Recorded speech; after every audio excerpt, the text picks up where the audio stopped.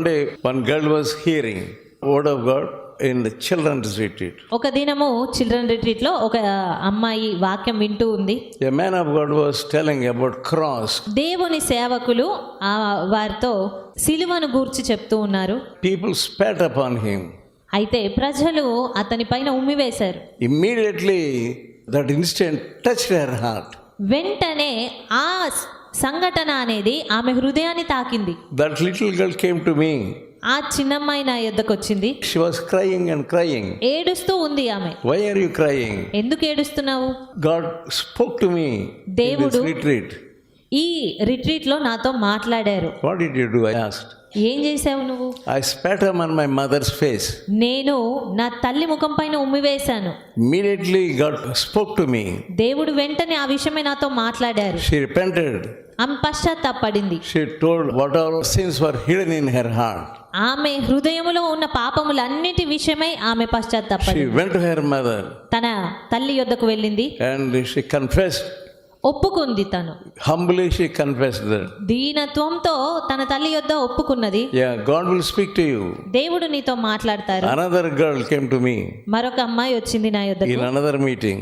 మరొక కూటంలో She saw crucified Lamb of God on the stage ఆమె platform.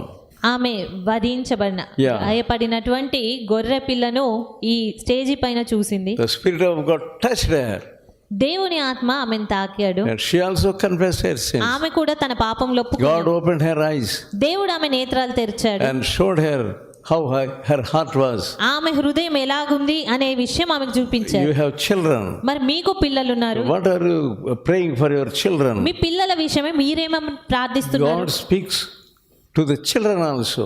దేవుడు పిల్లలతో కూడా మాట్లాడతారు. He is speaking God even to the children. ఆయన మాట్లాడే దేవుడు పిల్లలతో సైతం Here మాట్లాడేవాడు. God was dealing with Jeremiah. ఇక్కడ చూస్తే ఇర్మియాతో దేవుడు మాట్లాడుతూ ఉన్నాడు. He was a young boy. అతను యవనస్తుడు. What do we see in Jeremiah 2nd chapter?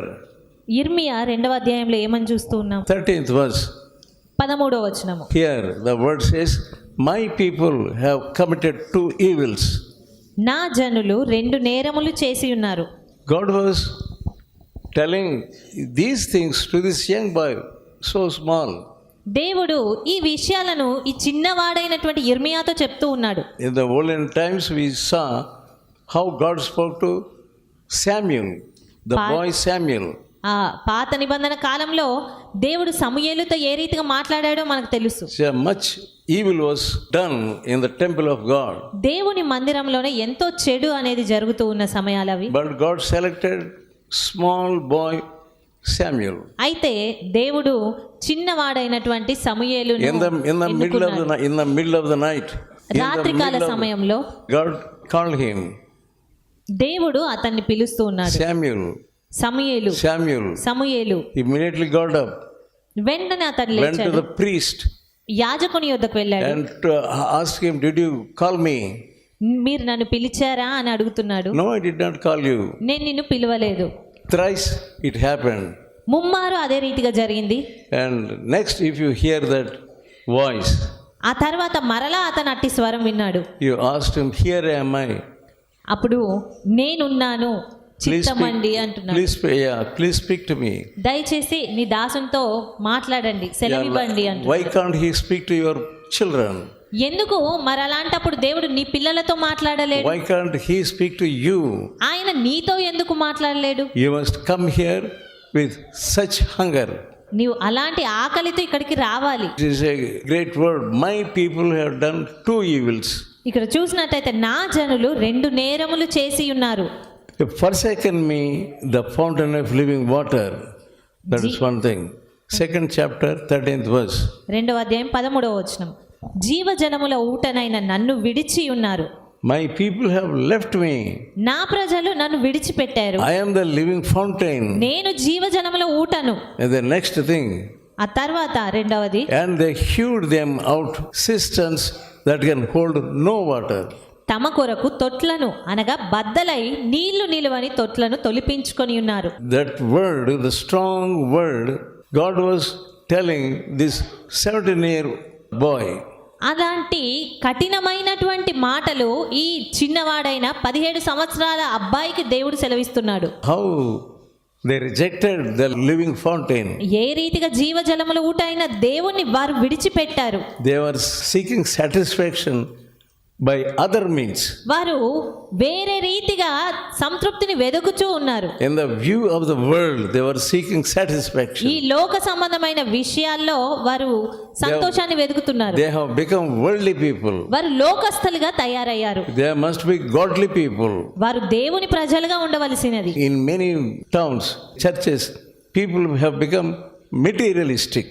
చాలా కేంద్రాలలో మరి ప్రజలు కేవలము యాంత్రికంగా పరిస్థితి మార్చుకుంటున్నారు. I heard that even pastors, they are giving money for usury.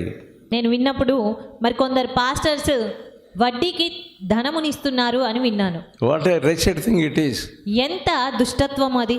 God's punishment will come upon them. దేవుని శిక్ష అటు వారి మీదకి వస్తుంది.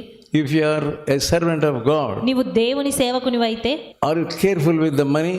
ధనముతో నువ్వు జాగ్రత్తగా ఉంటున్నావా? Are you doing anything else, whatever you want, లేదా నీకేది చెయ్యాలనిపిస్తే అది చేస్తూ ఉన్నావా? without the will of God? దేవుని చిత్తం లేకుండానే. Many people, they don't know, seek the will of God in money matters. చాలా మంది ధనము అనే వ్యవహారాల్లో దేవుని చిత్తం వెదకాలి అని తెలుసుకోరు. If they want to buy anything, వారు ఏదైనా కొనాలి అని అనుకుంటే immediately they buy. వెంటనే కొనేస్తారు. Because my son is asking me. ఎందుకంటే నా కుమారుడు నన్ను అది అడుగుతున్నాడు. If your son asks you a computer, ఒకవేళ నీ కుమారుడు నిన్ను కంప్యూటర్ కొనమని అడిగితే immediately give him. వెంటనే ఇచ్చేస్తావు. You give him from the money of God. దేవుని ధనము నుంచి నువ్వు ఇచ్చేస్తావు. You give from the offertory. చందా పెట్టెలోంచి నువ్వు ఇచ్చేస్తూ ఉంటావు. You do not ask him to seek for the will of God. అంతేగాని దేవుని చిత్తం కనుక్కో అని అతనితో చెప్పలేకపోతావు.